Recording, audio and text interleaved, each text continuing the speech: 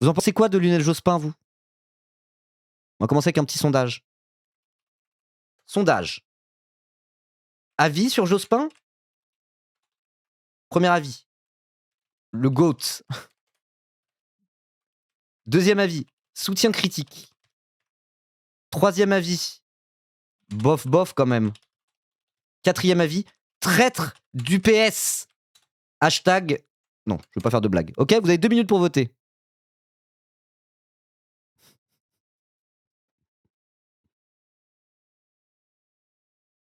Vous avez 2 minutes. Hop là. C'est toute mon enfance. Soutien critique, pas mal quand même. Ah, ok. Mes premiers souvenirs politiques, ils me faisaient pas peur, contrairement à Chichi. Ton avis, il a l'air sympa. Il a l'air sympa, hein. Il avait l'air sympa, Jospin. Il avait l'air sympa. Hein. Moi, je vote pas, je suis neutre. Là-dedans. Bof quand même. Hein. En tout cas, peu de gens ont voté le GOAT. Traître du PS, pas trop. Hein. C'est quand même dans une forme de soutien critique. Alors, j'ai ma petite théorie par rapport à ça. Qui a été aussi influent politiquement depuis 40 ans à gauche? Mitterrand, Mélenchon. Et Raphaël Glucksmann. Non. Mais ouais, qui a été aussi influent ces 40 dernières années à gauche, à part Jospin? Ouais, Mélenchon et Mitterrand. Hein. Je pense que c'est les 3 personnalités de gauche les plus influentes de ces dernières décennies. Hein. Respect aux morts, surtout il était pour le NFP. Moi, je respecte les morts, il n'y a aucun souci. Hein. Moi, je dirais soutien critique ou bof quand même. Je dirais pas traite du PS ou quoi que ce soit. Hein. Entre soutien critique et bof quand même, ouais. Il était pas vu comme sympa, Jospin? Le gars qui a pris le somme en 2002 et qui a préféré se barrer que lutter. Bref. Après, c'est un peu tout à son honneur aussi. Hein. Parfois, comment dire. Parfois, dire je prends acte de ces décisions et me retire de la vie politique, c'est une décision qui est en vérité assez digne et pas forcément critiquable. Hein. Après aussi, on fait ce qu'on veut. Hein. Peut-être qu'il était en dépression max, qu'il était en mode je peux plus et il a arrêté quoi. Peut-être c'était par rapport à sa santé mentale. Qu'est-ce que vous en savez? Vous êtes dans sa tête? Vous étiez dans sa tête? Mitterrand, par la peine de mort, il a fait quoi de gauche? Bah, il a nationalisé les banques à la base. Hein. Après, il les a privatisées, mais c'était le PS avant qu'il devienne des turbo-traîtres. Au moins, il était vraiment de gauche. Mais il y a des gens qui trouvent que la traîtrise entre guillemets du PS a commencé avec Jospin. Hein. Il y en a qui trouvent que c'était dès 1983 avec le tournant de la rigueur. Il y en a qui trouvent que déjà, à l'époque de la SFIO de Léon Blum, ils n'ont pas mené la grève générale de 36 jusqu'à la Révolution et que du coup, c'était déjà un peu des traîtres. Hein. Moi, j'ai vu des gens sur Internet dire ouais, le PS, depuis 1936, des traîtres. Donc en vrai, ça dépend. Hein. Soutien critique quand même. Ok, 46% de soutien critique. Les 35 heures et la ME, ouais, il y a eu des révolutions de gauche quand même. Hein. Des révolutions, il y a eu des mesures de gauche, on peut pas dire le contraire. Mais moi, je sais pas, je suis pas un grand spécialiste de Jospin. Moi, j'ai une take sur Jospin, et c'est la même sur Mitterrand. C'est qu'on peut pas prendre. Donc, du coup, après, on va lire le petit thread de l'anticapitaliste, de Olivier Leclafarrière pour l'anticapitaliste, que j'aime beaucoup. Vraiment, il est trop cool. Donc, on va lire le petit thread pour voir ce qu'il a à dire là-dessus, justement. Mais moi, j'ai quand même un truc à dire sur Lionel Jospin, et c'est la même take que sur Mitterrand. C'est que pour comprendre pourquoi il y a eu le fameux tournant de la rigueur en 1983. Alors, du coup, Mitterrand, il a été élu en 81. C'était en mode genre, oh, les socialistes arrivent au pouvoir. Et c'était la première fois qu'il y avait la gauche au pouvoir en France, que la gauche gagnait la présidentielle. Vous voyez? Et c'était la gauche socialiste à l'époque, de la campagne de Mitterrand, etc. Et, enfin, genre, c'était. Il y avait encore ce débat réformisme versus révolutionnaire. C'était un débat qui était beaucoup plus important dans la vie politique française. Et du coup, il y a plein de gens qui étaient en mode genre, quoi, les socialistes arrivent au pouvoir en France? Bah, peut-être qu'on va, premier degré, avoir une solution réformiste par les urnes, pas par la révolution, vers quelque chose qui ressemble à du socialisme. Sortir de l'économie de marché petit à petit, etc. Et c'était vraiment ce que des gens pensaient qu'allait se passer. Vous voyez? Parce que c'est l'époque qui voulait ça. Mais après, il y a eu le tournant de la rigueur. Et pourquoi il y a eu le tournant de la rigueur? Parce que ça correspond à, en fait, l'avènement de l'ère néolibérale. Et quand tu regardes les gauches européennes, qui se rallient totalement à l'économie de marché et qui abandonnent petit à petit le socialisme au sens propre, quoi, au sens sortir de l'économie de marché et du capitalisme, etc. Il n'y avait absolument pas que Mitterrand, en fait. Ça s'est passé un peu dans tous les pays d'Europe. Parce que c'était un peu l'ère du temps. Les années 80, c'est la fin de l'URSS. Et donc, du coup, la fin de l'idéal aussi communiste et de l'idéal socialiste à travers l'existence de l'URSS. C'est le début de, voilà, c'est un peu le capitalisme gagne sur cette décennie des années 80. Et donc, voilà, c'est l'ère Thatcher-Reagan. C'est le début du néolibéralisme et il y a une espèce de consensus jusqu'à la gauche non révolutionnaire, on va dire, autour du néolibéralisme un petit peu. Ça n'excuse rien. Alors, j'ai pas dit que ça excusait, j'ai dit que ça expliquait. Vous voyez? Expliquer n'est pas excuser. Et je veux dire, pour comprendre le mandat de Mitterrand et le fait qu'il ait gouverné moins à gauche que prévu, et pour expliquer aussi Jospin et le fait que quand il était Premier ministre dans la cohabitation de Chirac de 97 à 2002, il a quand même fait des privatisations et économiquement, C'était pas le communisme, hein, c'était pas trop le socialisme, alors que c'est un ancien trotskiste, Jospin, etc., etc. Bah, c'est aussi lié à l'époque, c'est aussi lié à la période. Vous voyez, les années 90, en plus, c'est après la chute de l'URSS. Toute la période entre la chute de l'URSS et la crise des subprimes, la crise financière de 2008, il y avait quand même un large consensus autour on va dire, du fait que l'économie de marché, le libéralisme, ça marchait plutôt bien en Occident, etc., qui a été jusqu'à la gauche, quoi. Jusqu'à la gauche. Et je veux dire, on peut pas expliquer, on peut pas comprendre pour moi le mandat plutôt à droite, enfin plus à droite que prévu de Mitterrand, et aussi toutes les privatisations et les choses de droite qu'a fait Lionel Jospin, se remettre ça dans le contexte où, historiquement, c'est un moment où toutes les gauches européennes non révolutionnaires, on va dire, toutes les gauches réformistes, étaient en train de se droitiser, de se rallier à l'économie de marché, parce qu'il y avait un mouvement de fond qui allait dans ce sens-là. Ok. Ce qui veut pas dire que, en mode, moi je me base pas pour ça, pour dire du coup Jospin archi-basé, il a fait tout ce qu'il a pu faire, il aurait pas pu faire mieux. Probablement qu'il aurait pu faire mieux, et pareil pour Mitterrand. Vous voyez. Et c'est des choses qui sont super multifactorielles, etc., etc. Il faut être critique de ce mandat-là, de le mandat de Mitterrand. Il faut être critique aussi de la période Jospin de la gauche plurielle, mais tout en se rappelant que tout ça s'inscrivait dans un contexte historique. Et pourquoi je dis ça? C'est que là, le contexte historique a quand même un peu changé. Et donc, si une gauche type Jospin, Mitterrand, etc., arrivait au pouvoir, ou notamment des gens qui ont travaillé avec Mitterrand, qui ont travaillé avec Jospin à l'époque, notamment un certain Jean-Luc Mélenchon qui a rendu hommage à Jospin, parce que lui, il aimait vraiment beaucoup Jospin, Mélenchon. Vous voyez, même s'il était critique. Et pareil, Mitterrand, il rejette pas la figure de Mitterrand comme étant un traître du PS. Vous voyez. Mais, du coup, si on avait ce genre de gauche-là, qui arrive au pouvoir aujourd'hui, le contexte historique est très très différent. Il n'y aurait pas de raison qu'il y ait un virage à droite, un ralliement à l'économie de marché aussi clair et net qu'à l'époque de Mitterrand ou à l'époque de Jospin. Voilà. Donc c'est pour ça que moi, dans le sondage, j'aurais voté soutien critique. Parce qu'il a quand même fait passer quelques mesures de gauche, et les trucs qu'il a fait, genre privatiser, etc., c'est vraiment un truc qui était dans l'air du temps. Il s'y est pas opposé, et ça craint, mais c'était pas le cœur et l'âme de la pensée de Lionel Jospin, quoi. Et voilà. Il était à la fois dans le contexte historique que je viens d'expliquer, et en plus dans un contexte de cohabitation, il n'avait pas les mains libres pour avoir les pleins pouvoirs. Dans tous les cas, c'était mieux que s'il y avait eu la droite. Et il y a eu des avancées. C'est la dernière fois qu'il y a eu des avancées qui venaient directement du gouvernement et qui ne sont pas faites juste par la lutte acharnée, quoi. Vous voyez. Donc, ouais. Ouais. La pensée de Jospin, c'est l'État ne peut pas tout, aucun soutien DSL. Bah après, on a le droit de pas être d'accord, hein. Tu es trop tolérant. Ok. Non, mais alors moi, ceux qui sont en mode de Nick Jospin, j'espère que vous n'êtes pas des méga mélanchonistes, voilà, parce que sinon vous pourriez être déçus un jour, c'est tout ce que j'ai à dire, même si le contexte historique est différent. Parce que, encore une fois, c'est pas une critique ni de Jospin ni de Mélenchon que je fais par rapport à ça, c'est une critique peut-être des débouchés via l'électoralisme.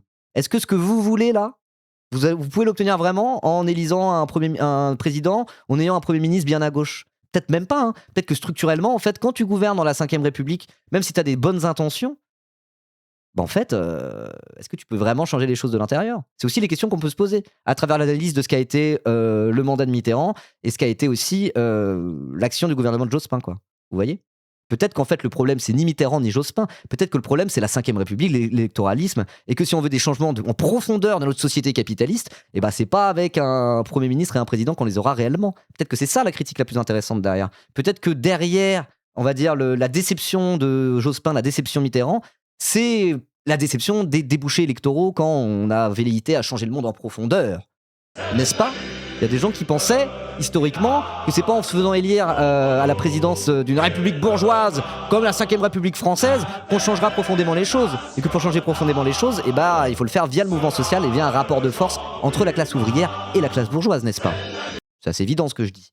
Et ben peut-être qu'à travers le sujet Jospin, c'est plutôt cet angle-là qu'on peut avoir. Pas en mode Jospin il a trahi, Jospin il a pas trahi, il aurait dû gouverner plus à gauche, il aurait dû gouverner moins à gauche. Peut-être que Jospin, bah, c'était un réformiste dans les années 90, et à partir de là, peu importe ses intentions, peu importe si c'était un grand homme farouchement de gauche ou si au final c'était un carriériste, je sais pas quoi, peut-être que c'est pas ça le plus important. Peut-être que le plus important pour faire le bilan de ce qu'a été Jospin, il faut déjà partir du principe que c'était un réformiste dans les années 90-2000 en France. Et qu'à partir de là, peut-être qu'il aurait pas pu. Dans tous les cas, c'était compliqué de faire plus, quoi. Je sais pas. Je sais pas. Donc il y a le contexte historique et il y a le contexte aussi de. Voilà, c'est tout ça, ça reste de la politique électorale, vous voyez. Et peut-être que les limites de cette approche de la politique, on les voit à travers Jospin. Je sais pas. Je me pose la question. En tout cas, j'ai pas lu ce que dit l'anticapitaliste de ça, mais il y a moyen que ça rejoigne un peu ce que je dis. Parce que c'est un parti révolutionnaire à la base, le NPA. Ça l'est peut-être un peu moins qu'avant au sens classique, au sens, au sens communiste révolutionnaire à l'ancienne. Mais je pense qu'il y aura un truc un peu de ça aussi. On va voir. En tout cas, j'ai hâte de lire ça parce que j'aime beaucoup Olivier de Laclafarière. Et vous remarquerez que de plus en plus, parfois, je suis en mode genre, je sais pas trop comment me positionner par rapport à ça. Et du coup, j'ai les trucs de l'anticapitaliste. Et moi, franchement, je suis vraiment quasiment systématiquement en raccord avec eux. Voilà. Donc, vive le NPA. Moi, j'aime beaucoup. Bref, allez, on va lire ça. On va voir. Il y a qu'à voir comment les 35 heures mettent le seum au droitard à l'eau. Bah oui, voilà, il y a quand même eu des trucs. Enfin, la réduction du temps de travail, c'est un truc fondamental dans des politiques de gauche. Vraiment. C'est quasiment la base, quoi. De tout temps, la gauche au pouvoir a réduit le temps de travail, car c'est le sens de l'histoire. Avec le développement des forces productives, les travailleurs s'émancipent de l'aliénation du travail. Normalement, c'est censé marcher comme ça. Et donc, la réduction du temps de travail, c'est vraiment essentiel. Et la dernière fois qu'on a eu une politique de réduction des temps de travail, bah effectivement, c'était Jospin. Donc moi, rien que pour ça, je veux dire soutien critique, quoi. C'est la dernière fois qu'on a eu un truc vraiment de gauche et fondamentalement de gauche, quoi. Voilà. Mais vraiment, c'était le cas. Enfin, genre, quand on regarde 1936, le Front populaire et la grève générale de 36, ça a mené vers la réduction du temps de travail assez massive, quoi. Euh, Et même les 39 heures. C'était Mitterrand, les 39 heures, je me souviens plus. Attendez. Parce qu'il y a eu la semaine de... Les trois grands trucs, c'est la semaine de 5 jours, les 39 heures et les 35 heures. Et le prochain, ça devrait être la semaine de 4 jours. Immense banger. La semaine de 4 jours payée 5 avec une augmentation de la productivité parce que les travailleurs ont un jour de plus pour se reposer. Je sais plus. Mais en tout cas, quand on regarde un peu les grands moments où il y a eu plus ou moins la gauche qui a réussi à faire des choses dans ce pays, généralement, c'était associé à une réduction du temps de travail, quoi. Voilà. Oui, Mitterrand, c'est 39 heures plus une semaine de congés payés, pas plus. C'est ça. Et au moment du Front populaire, c'était la semaine de 5 jours. La semaine de 5 jours et les congés payés. Donc ça, c'est la première étape, ça a été une vraie petite révolution, vous voyez. Après, il y a Mitterrand qui a fait les 39 heures et Jospin qui a fait les 35 heures. Donc je veux dire, voilà, au moins ça s'inscrivait dans une vraie politique de gauche qui peut remonter jusqu'au Front populaire, quoi. Vous voyez. Donc moi, c'est pour ça que j'aurais voté soutien critique, je pense, à Jospin, même si encore une fois, il faut faire le bilan de ce que ça a pu être. Et donc, on va lire le thread pour voir, parce que moi, bon, en vrai, je suis assez jeune et je me souviens pas très très bien. T'as vu l'article du Monde par Olivier Perroux sur Jospin? Non, je l'ai pas vu passer. Oui, j'étais un peu en déconnexion ces 2 derniers jours, ça m'a un peu fait du bien. Allez donc, Jospin refusait un hommage sans inventaire. La mort de Lionel Jospin a suscité une avalanche d'hommages quasi unanime. Premier ministre de 1997 à 2002, il est salué comme une figure intègre, un homme d'État, une référence morale. Et pourtant... donc voilà, il y a une petite illustration pour l'anticapitaliste. Mort de Lionel Jospin, c'est la faute à Mélenchon. Et oui, hein. Et oui, oui. Bon, bref, alors, dans ces hommages convenus, les grandes orientations du gouvernement Jospin. Attends, mais ça se lit comment? Ah non, je dois lire les slides. Je dois lire les slides ou je dois lire le tweet aussi? Non, on lit que les slides, on est d'accord. Ouais, voilà, on va les passer comme ça avec les flèches. Parfait, ça sera mieux. Ok, la mort de Lionel Jospin le lundi 23 mars a suscité une avalanche d'hommages quasi unanime. Premier ministre de 97 à 2002, il est salué comme une figure intègre, un homme d'État, une référence morale.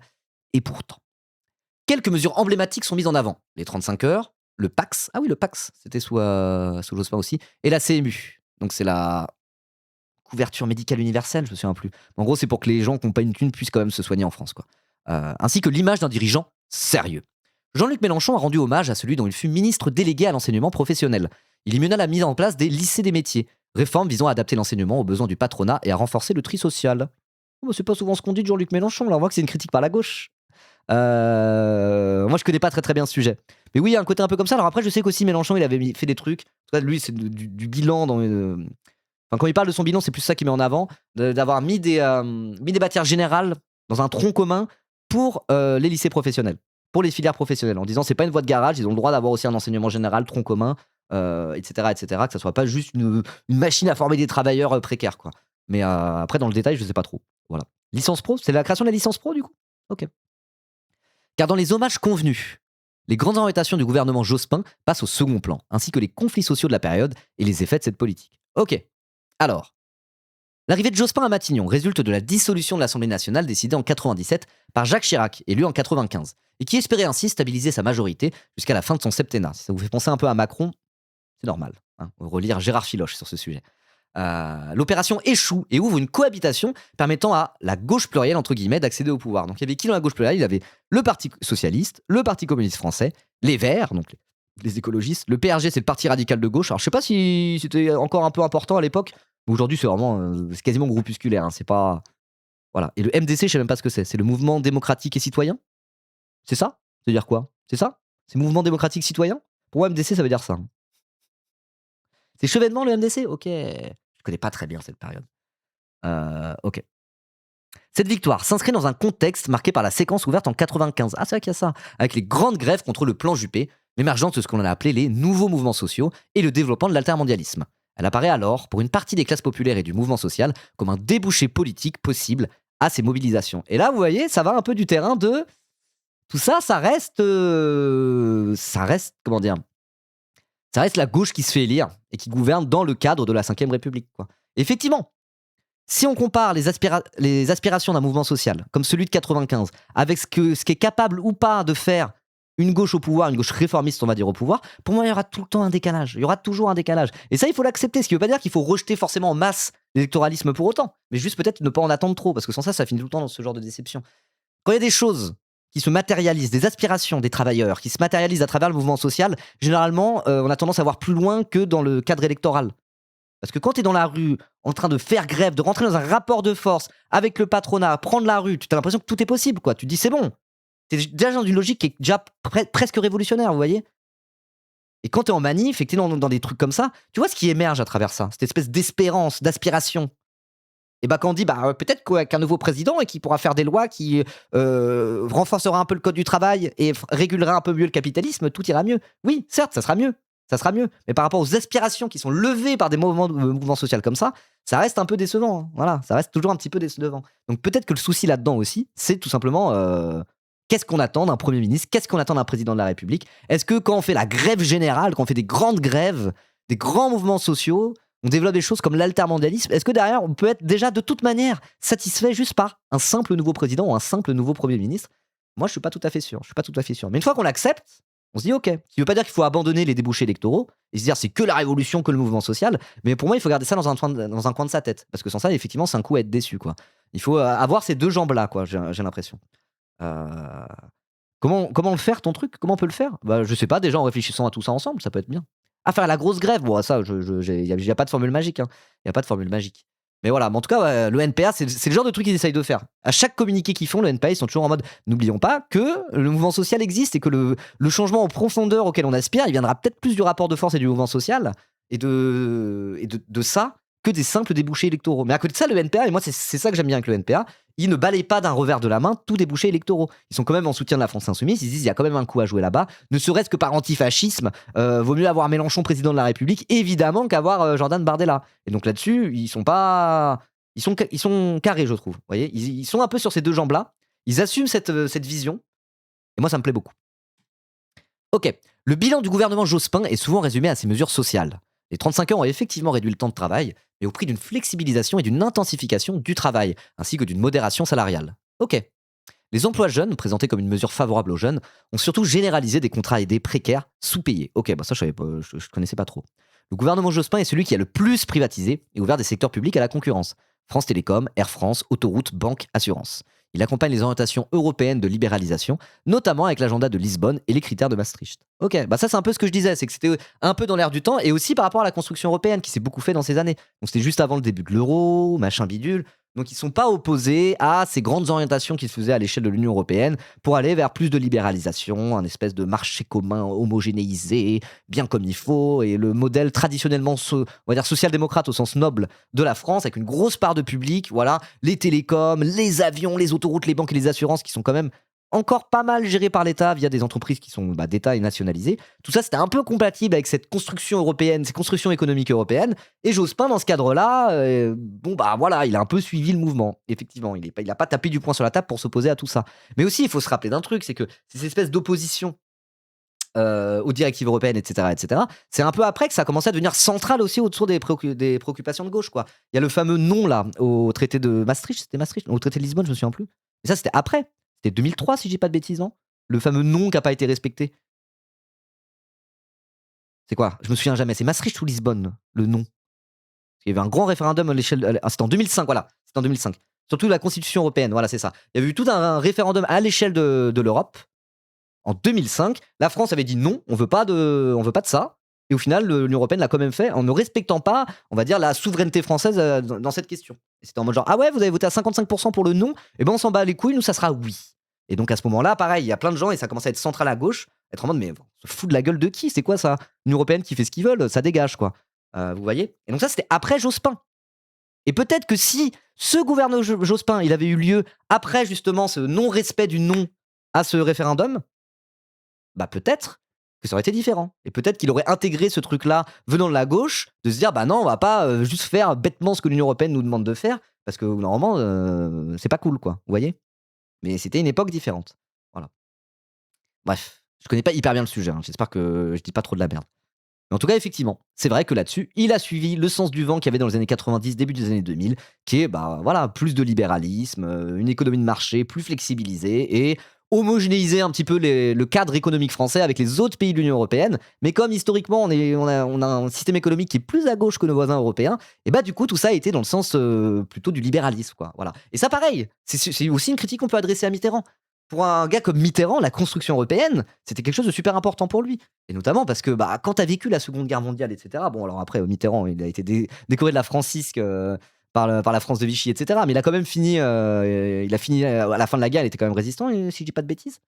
Mitterrand. En tout cas, voilà, je veux dire, le souvenir de la Seconde Guerre mondiale, pour un mec comme Mitterrand, c'était encore très très frais, quoi. Et donc, du coup, dans ce cadre-là, se dire faire la construction européenne pour avoir la paix en Europe, je pense que c'était un truc pour lui qui était très important, quoi. Et à un moment donné, pareil, il avait le choix entre aller doucement vers le socialisme ou aller vers la construction européenne, continuer cette construction européenne, y compris en passant par un marché commun libéralisé. Vous voyez? Et à un moment donné, en faisant cet arbitrage, il a été plutôt dans le sens de la construction européenne, quoi. Maintenant, on a la paix en Europe? Non, mais je veux dire, enfin, Mitterrand, il a connu la Seconde Guerre mondiale, il a connu l'Allemagne qui envahit la France, quoi. Donc quand t'as connu littéralement l'Allemagne qui envahit la France, faire un truc de voilà, on fait l'Union européenne, la France et l'Allemagne, maintenant on est super copains et tout, bah, pour lui ça signifiait quelque chose, quoi. Voilà. Mais au prix de un ralliement à l'économie de marché. Et ça craint ce ralliement à l'économie de marché. Mais je veux dire, ça explique aussi peut-être le contexte. Ça explique aussi ce fameux tournant de la rigueur, cette fameuse déception, cette fameuse trahison entre guillemets de Mitterrand. Voilà, ça contextualise, quoi. Il y avait à la fois ce ralliement de à peu près toutes les gauches occidentales à l'économie de marché, parce que c'était le grand avènement du néolibéralisme et un peu l'effondrement de l'idéal communiste, l'idéal socialiste avec l'effritement de l'URSS. Et en plus, il y avait cette construction européenne qui était pour Mitterrand un truc qui lui tenait vraiment à cœur. Du coup, il a été un peu dans le sens de la construction européenne, quitte à libéraliser l'économie, quoi. Et je veux dire, pour Jospin, il y a un truc un petit peu comme ça, de cet ordre-là aussi, quoi. C'était la méta à l'époque. C'était pas d'être en mode, il y a un problème avec l'Union européenne, on doit désobéir à l'Union européenne s'il le faut, parce qu'il faut faire des politiques qui vont dans le bon sens. Vous voyez? Et donc ça, c'est un truc, c'était le cas sous Mitterrand, c'était le cas sous Jospin. Ça, pareil, le contexte est très différent maintenant. Voilà. Bref, la loi sur la sécurité quotidienne, LSQ de 2001, renforce les dispositifs de contrôle et de répression. Bon, ça, pour le coup, je sais pas pourquoi il a fait ça. A priori, c'était pas le sens c'était pas le, comment dire, le contexte, quoi. C'était pas forcément, il a su le sens du vent par rapport à l'Union européenne ou je sais pas quoi. Bon, pour les questions économiques, là, je peux le dire, mais alors là, pour le coup, je vois pas trop ce qui justifie ça, quoi.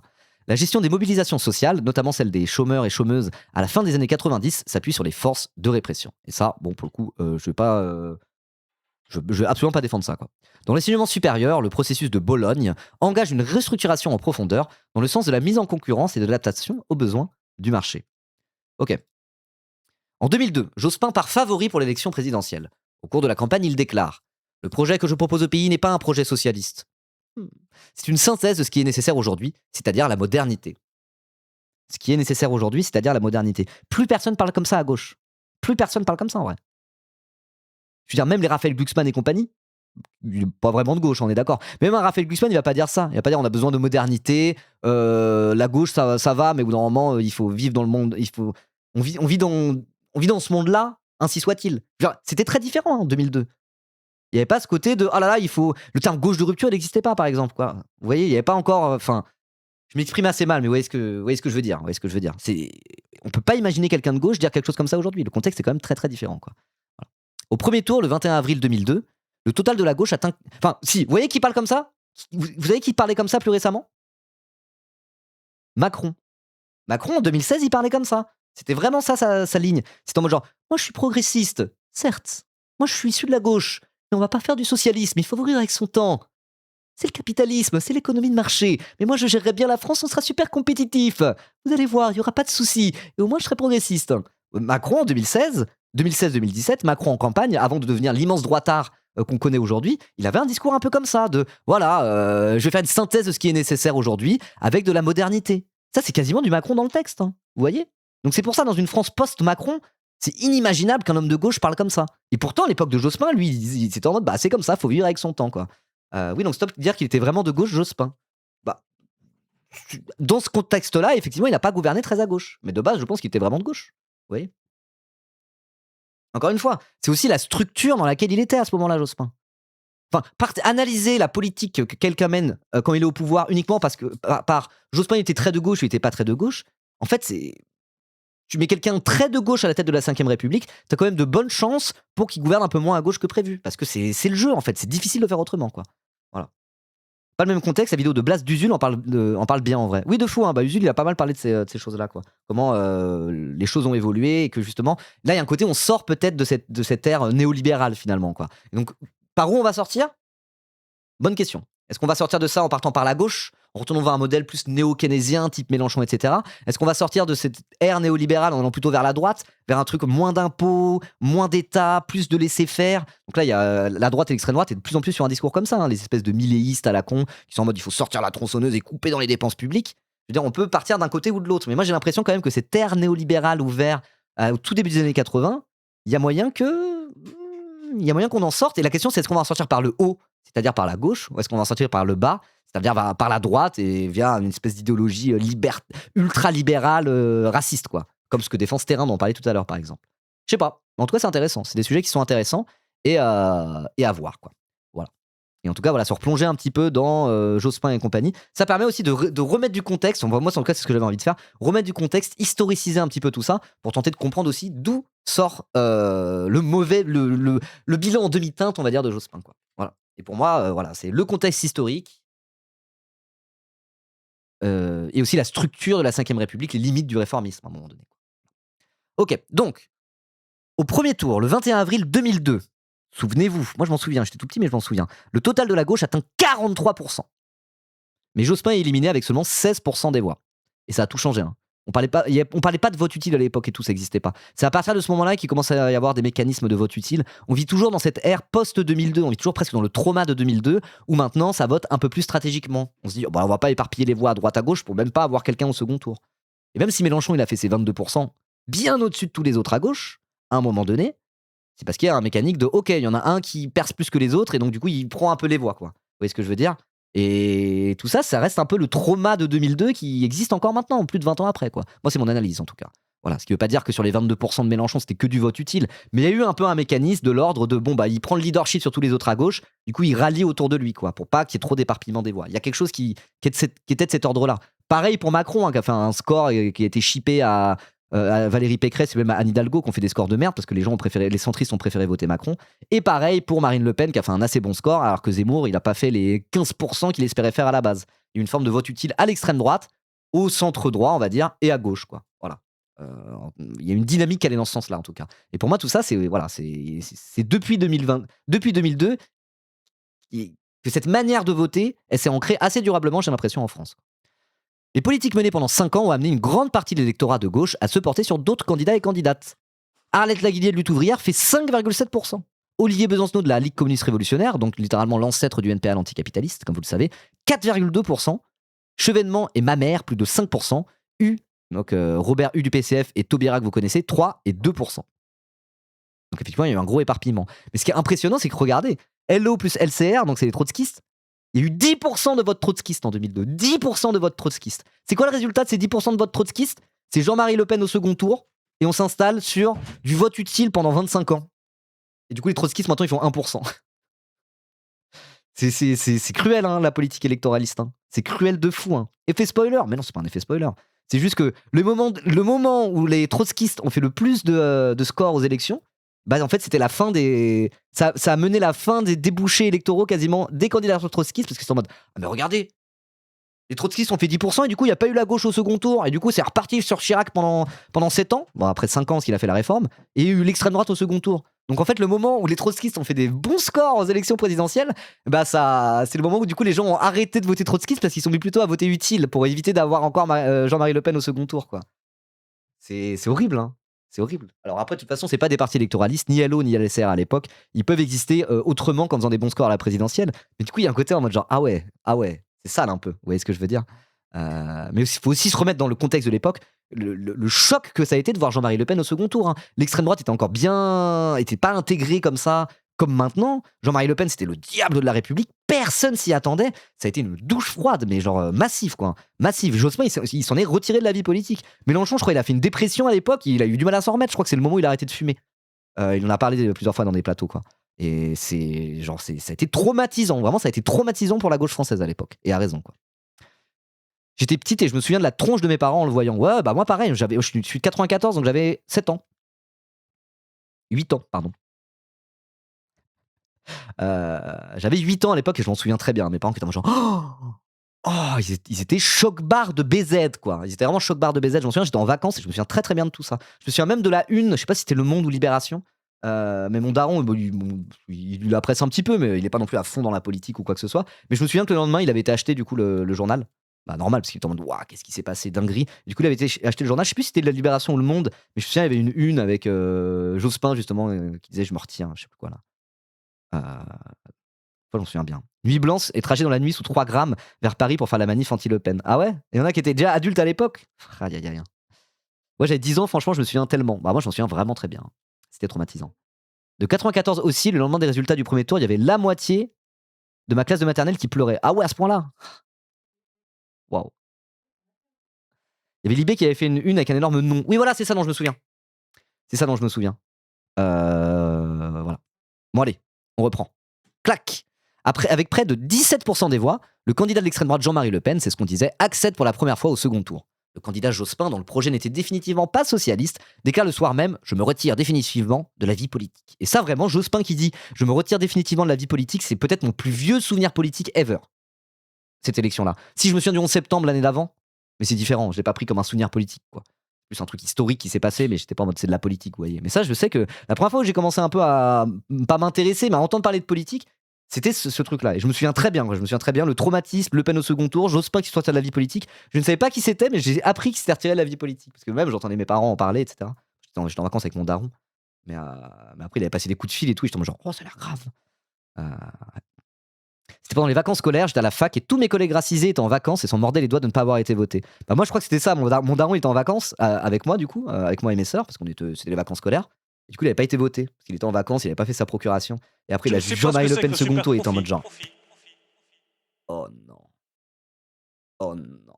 Seigneur. Surtout que lui, il aurait voté Jospin, mon daron. Je crois que ma mère avait voté Jospin. Et justement, mon daron n'avait pas voté Jospin parce qu'il était en vacances. Et du coup, après, il était en mode genre putain. Fait chier, quoi. Jean-Marie Le Pen, avec toutes les dingueries antisémites et négationnistes qu'il a pu dire, il était vraiment extrêmement choc-barre, premier degré, quoi. Voilà. Et depuis, il vote. Depuis, il fait des procurations. Aïe, aïe, aïe. Repas de famille, 8 votants, ma mère seule y était allée. Bah ouais, c'est aussi ça. C'est aussi ça. Bref. Ma mère avait clairement voté Jospin, elle était effondrée. Bah ouais, en plus, moi, mes parents, typiquement à cette époque-là, je pense que Jospin, cette espèce de gauche plurielle qui est quand même un peu capitaliste et qui est pas effectivement socialiste au sens propre, mais qui fait des petites mesures de gauche, et c'est quand même mieux que Chirac qui lui est un vrai mec de droite. Je pense que c'était premier degré, vraiment leur sensibilité politique, quoi. Voilà. Mais du coup, je pense qu'ils s'en est bien mordu les doigts. Enfin, je sais qu'ils s'en est mordu les doigts, je m'en souviens encore, quoi. Voilà. Ok. On comprend que les héritiers et héritières du Parti Socialiste aient quelques nostalgies. Donc ça, c'est pour parler de Jean-Luc Mélenchon, je pense un peu. Tant l'ère de Hollande, Valls et Macron aura été pitoyable. Mais la séquence Jospin illustre la politique du PS. Libéral sous un vernis progressiste. Ouais, social-libéral, finalement, c'est le terme qu'on utilise parfois. Jospin avait revendiqué un droit d'inventaire sur les politiques des septennats Mitterrand. Mais pour en reconduire les impasses. À l'heure où certains et certaines rêvent de réhabiliter le PS pour 2027, ou d'autres s'inscrivent dans ses pas, il est donc nécessaire de se souvenir de ce bilan et d'en tirer des conséquences politiques. Bah déjà, ouais, première conséquence politique, même si justement, ce qui est bien, c'est que le contexte historique est différent. Là, il y a ce truc gauche de rupture, justement, en rupture avec ces politiques de centre, enfin de droite néolibérale qu'on a depuis 40 ans, en rupture avec le PS de Hollande, et même du coup en rupture avec ce qu'a pu être le mandat de Jospin, enfin le gouvernement Jospin, ou même Mitterrand. Donc, je veux dire, moi, je trouve que la méta a suffisamment changé pour que là, si jamais la gauche, la vraie gauche, arrive au pouvoir, au contraire, on a un contexte qui permet justement de ne pas refaire les erreurs du passé, parce que la méta a changé, quoi. La méta a vraiment beaucoup changé pour toutes les raisons que j'ai dit un peu plus tôt. Le contexte historique, économique et tout un tas de trucs, et politique, a suffisamment évolué, je pense, pour que justement, une vraie gauche qui arrive au pouvoir serait à même de ne pas refaire exactement les mêmes erreurs que ses prédécesseurs. Laquelle la vraie gauche? Bon, LFI, quoi. La gauche de rupture. Mais la gauche de rupture, elle est portée par LFI, comme vous le savez. Je parle de ça. Je parle de ça parce que justement, Mélenchon, lui, il était ministre déjà sous Jospin. Genre, c'est un admirateur de Mitterrand pour tout un tas de raisons. Et voilà, hein, c'est. Il y a des gens, plus du côté des révolutionnaires, de la gauche révolutionnaire, enfin des communistes, etc., qui se disent soutien critique à Mélenchon, mais j'ai pas confiance s'il arrive au pouvoir pour qu'il fasse autre chose qu'un Jospin ou qu'un Mitterrand. Et pour moi, c'est une vraie inquiétude, premier degré. Hein. Il faut garder ça. Pour moi, en tout cas, il faut à minima garder ça dans un coin de sa tête. Si on garde pas ça dans un coin de sa tête, moi, ça me pose problème. Vous voyez? Mais garder ça dans un coin de sa tête, c'est pas être anti-LFI ou être anti-électoral ou je ne sais quoi. Mais au moins garder à minima ça dans un petit coin de sa tête en se disant gouverner à gauche, il y en a qui ont essayé, ils ont eu des problèmes. Voilà, tout simplement, garder une petite voix révolutionnaire dans sa tête. Sans ça, vraiment, c'est difficile, je trouve, d'analyser parfaitement la situation. Quoi. Voilà, moi j'essaye en tout cas. J'ai toujours cette petite voix un peu lutte ouvrière dans un coin de ma tête qui me dit les travailleurs. Je me dis ouais, elle a raison. Mais oui, il est nécessaire de se souvenir de ce bilan et d'en tirer des conséquences politiques. Tout à fait. Mais était bien ce petit post de l'anticapitaliste de Olivier Lec-Lafarrière du coup. Je vous invite à aller le suivre sur les réseaux sociaux, il est très cool. Voilà, et même aller suivre l'anticapitaliste, enfin c'est le journal du NPA. Branchez-vous NPA l'anticapitaliste. Franchement, ils sont vraiment cool. En plus, vous les aimez tous. C'est le parti de Poutou et Besancenot. Ils sont ultra populaires. Vous êtes tous fans de Poutou et Besancenot sur le chat. Bah, n'hésitez pas à aller lire plus l'anticapitaliste et tous leurs petits communiqués qui vont dans ce sens-là. Moi, je trouve que vraiment, je trouve ça vraiment quasiment systématiquement, je suis full d'accord avec eux. Genre. C'est vraiment un peu ma ligne, moi. Voilà, pour le meilleur et pour le pire. C'est des bons camarades. Mais oui, vraiment. C'est la définition même de camarade. Voilà mon avis.